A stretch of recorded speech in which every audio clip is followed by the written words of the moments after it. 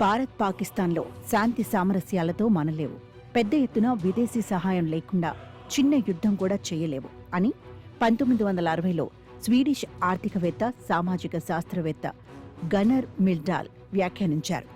ఆయన వ్యాఖ్యలోని తొలి భాగం ఇప్పటికీ ఒక దురదృష్టకర వాస్తవంగా ఉంది.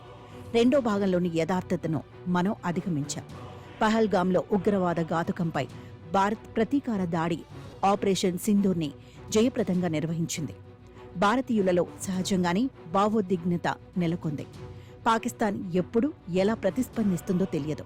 దేశవ్యాప్తంగా కంటోన్మెంట్, చమురు శుద్ధి కర్మాగారం, అణు విద్యుదుత్పత్తి కేంద్రం మొదలైనవి ఉండే ప్రాంతాలలో యుద్ధ సన్నద్ధతకు ప్రజలను అప్రమత్తం చేస్తున్నారు. శత్రు విమాన దాడుల గురించి హెచ్చరించేందుకు సైరన్ మోగించటం పరిపాటి. ఇలా సైరన్లు మోగిందే చివరిసారి 1971 బంగ్లాదేశ్ విముక్తి సమర సందర్భంలోనని నేటి వృద్ధ తరంలోని చాలా మందికి ఇంకా గుర్తు ఉండుంటుంది. సంప్రదాయ యుద్ధాల కాలంలోనే ఎటువంటి విపత్కర పరిణామాలనైనా ఎదుర్కొనేందుకు ప్రజలను సంసిద్ధపరచడం ఆనవాయితీగా ఉండేది.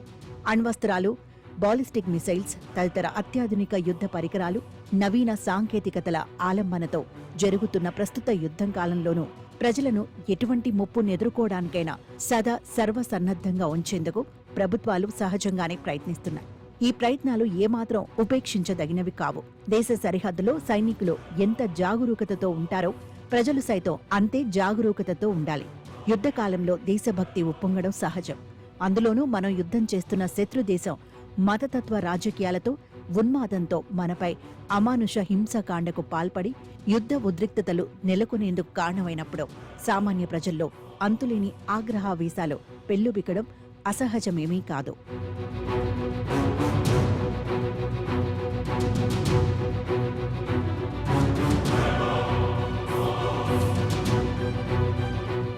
ఇప్పుడు మన సమాజంలో అదే జరుగుతోంది. దీంతో వ్యక్తులుగా ప్రజల అంతరంగంలో కొన్నిసార్లు సహజ మానవత అంతరించిపోతుంది. పసుపు పారాణి ఆరకుండానే పహల్గాంలో కళ్లెదుట భర్తను కోల్పోయిన హిమాన్షి నర్వాల్ మానవత గీతాన్ని ఎలుగెత్తటాన్ని ఈ సందర్భంగా స్మరించుకోవాలి. విద్వేషాన్ని వీడాలని ఆమె విజ్ఞప్తి చేశారు. కొంతమంది సామాజిక మాధ్యమాలలో ఆమెపై జుగుప్సాకర వ్యాఖ్యలు చేయడం గర్హనీయం. అలాగే పహల్గాంలో తండ్రిని కోల్పోయిన విషాద సమయంలో తనకు తోబుట్టువుల వలె బాసటగా నిలబడ్డ 2 కశ్మీరీ యువకుల గురించి ఆరతి శేఖర్ అనే కేరళ యువతి చెప్పిన ప్రేమాస్పద మాటలు మనలో సౌభ్రాతృత్వ భావాన్ని పరిపూర్ణం చేస్తాయి. పహల్గాం దురాగతాన్ని సాకుగా తీసుకుని మత దృష్టితో అమాయకులను వేధించవద్దని హిమాన్షి, ఆరతి ఇంకా ఇతర బాధితుల ఆప్తులు విజ్ఞప్తి చేశారు.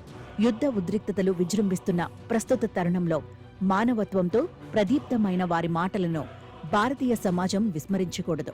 యుద్ధం వాంఛనీయమా, అదే పరిష్కార మార్గమా అన్న ప్రశ్నలకు సమాధానాలు సందర్భాలను బట్టి ఉంటాయి. మన ప్రస్తుత సందర్భము అందుకు భిన్నమేమీ కాదు. యుద్ధాలు మానవత్వాన్ని హరించివేయడంతో పాటు ఆర్థిక జీవనాన్ని ధ్వంసం చేస్తాయి. ఆర్థిక జీవనం సవ్యంగా లేనప్పుడు సామాజిక జీవనం సజావుగా సాగదు. రాజకీయ గమనంలో ఒడిదుడుకులు జాతి జీవనాన్ని సంక్షుభితపరుస్తాయి. చరిత్ర పునరావృతం అవడం ఎవరికీ క్షేమం కాదు. ఇరుగు పొరుగు దేశాలు, అందున సహస్రాబ్దాల పాటు ఒకటిగా ఉండి నిన్న మొన్న విడిపోయిన దేశాల మధ్య సమస్యలు సహజమే కాకుండా అనివార్యం కూడా. ఈ వాస్తవాన్ని దృష్టిలో పెట్టుకుని వివేకాన్ని కోల్పోకుండా ఉండడమే అసలైన జయ పతాక. టెర్రరిస్టు కేంద్రాలను మాత్రమే లక్ష్యంగా చేసుకుని భారత్ చేసిన దాడులతో ఆ వివేకం ప్రదర్శితమైందని అనుకోవాలి.